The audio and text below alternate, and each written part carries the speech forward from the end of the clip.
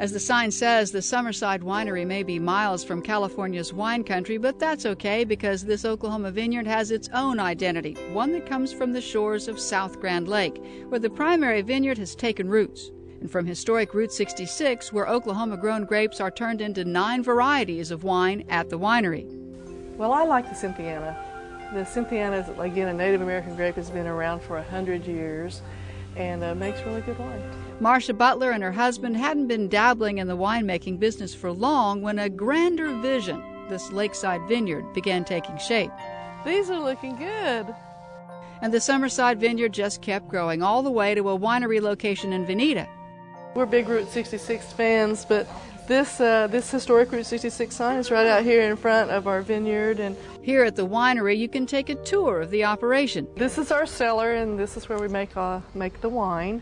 Marcia says the process is 25% science and 75% art. With so many choices and variables contributing to the final product, the art and science of winemaking is always exciting. They're corked by hand. This is the corking machine that we use, and then we'll come back at a later date and do our labeling and our capsuling, and all that is done by hand so far. You can also taste the varieties of Summerside wine here in the tasting room, and their deli's open for your dining pleasure at 11 a.m. with cheese, salads, and sandwiches, a great mix of flavors to complement your wine. Be sure to stop by the gift shop, too, where you can purchase a variety of gourmet items to take home for your own wine tasting. You can also arrange for group events and fully catered affairs to whet the palate. We are still having a lot of fun. It is a lot of work, but the vineyard is still fascinating for me and for a lot of people who come out. There's just something about vineyards all over the world that attract people. It's a very romantic setting. It's a very peaceful place.